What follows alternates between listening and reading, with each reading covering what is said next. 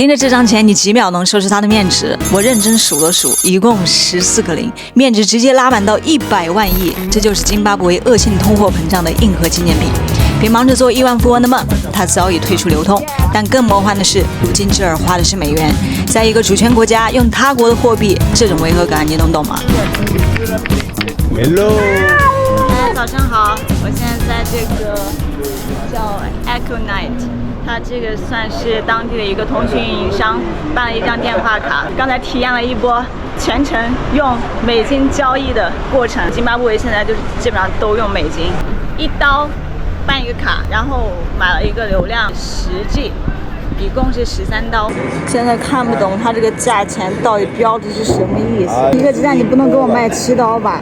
我按照我经常就是用的那个 APP 看那个价格，在这里的话就不太好用。然后刚才我问了马达姆，他说看那个标价的话，再除以个14.5，就是它应该的价钱。好麻烦，对于我们这种第三国人来说，买个东西真的是要双重计算，真的很麻烦。你就比如说这个面包是22.05除以14.5人民币，再乘以个7，差不多就是这么一个面包的话，就是10块钱人民币。他还收南非的兰特。我现在刚从超市里面出来，美元的话就是最小的面值，他能够收的就是1刀，他能给你找的钱也是1刀。如果说你正好买的东西需要别的零钱，就是小于1刀的话，他就会把别的东西就售给你，或者给你找近似等值的南非兰特或者津巴布韦 Z 的钱。比如说刚才大概差不多还要找我0.63刀吧，因为他们没有那些，而且他们也不收硬币什么的，所以他就让我拿一个雪糕这个样子。一直塞了7个人，一个人收半刀。项目总的贵，这钱好烂呀！在津巴布韦就这样，他们有美元货币，然后本国也有货币。它这个货币要说简单点，它主要的作用就是为了找零钱。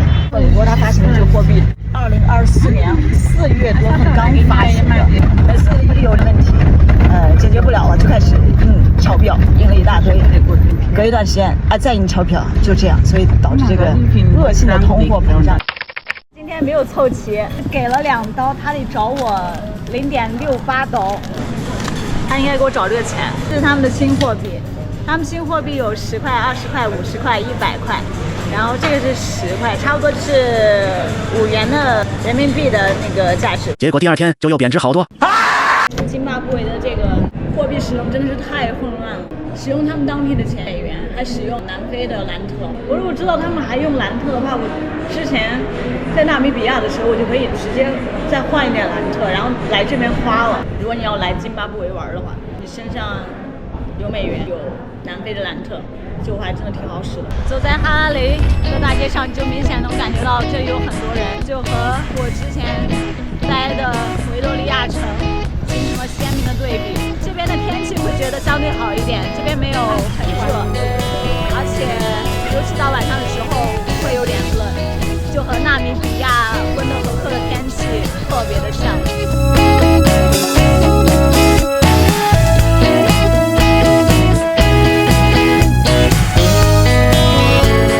饱受恶性通货膨胀折磨的津巴布韦，你真的很难想象，在20世纪80、90年代，津巴布韦曾经是非洲的面包篮，富饶的能够养活半个非洲，教育水平高，拥有非洲大陆最高识字率之一，工业基础良好，制造业基础雄厚，潜力巨大。但近20多年来，因治理不善而陷入了严重的危机。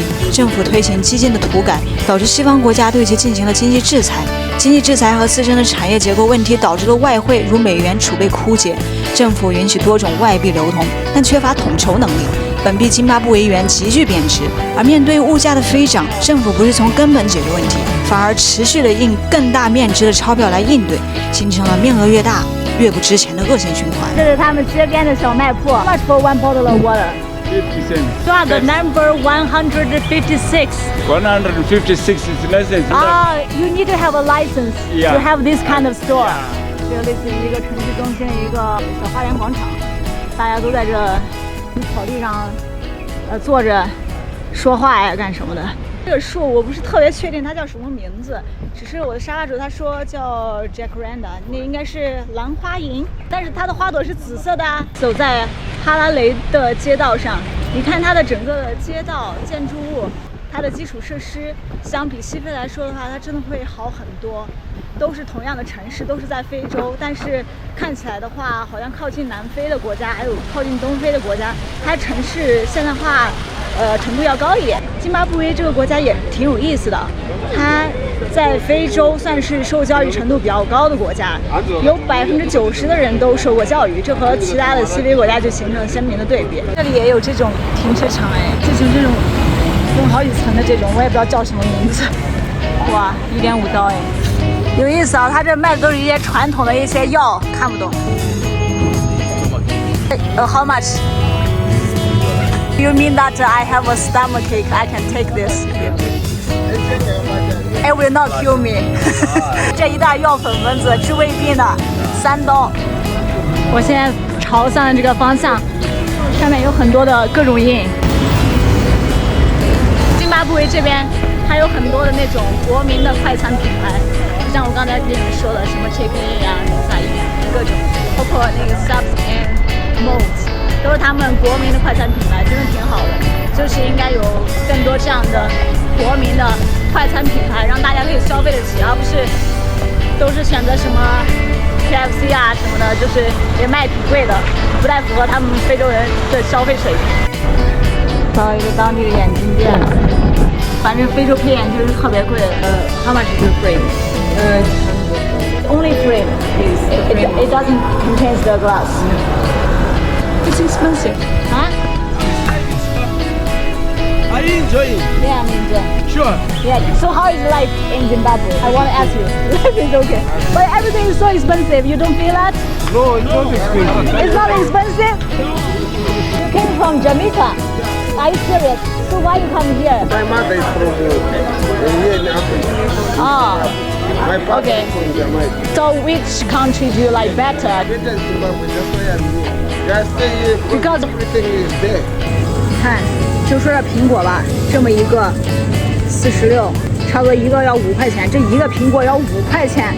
你看这个 baked beans， 这里面我找到了最便宜的也要22，差不多11块钱。我在其他的国家看就是6块钱、7块钱的东西，就这他们都说不贵。